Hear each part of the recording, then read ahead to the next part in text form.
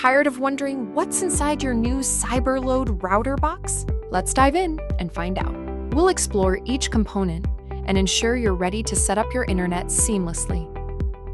Open the box and discover the Let's Get Started manual. Scan the QR code inside for additional setup support, ensuring a smooth installation process. Inside the box, you'll find a power adapter, an Ethernet cable, and 8 antennas. Double-check that all items are present before moving forward.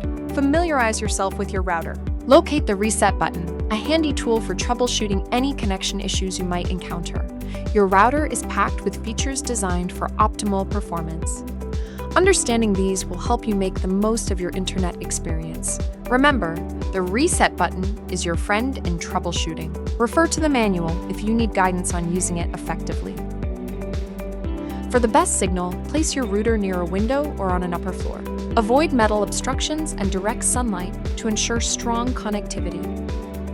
Plug in your router and give it 30 minutes to boot up.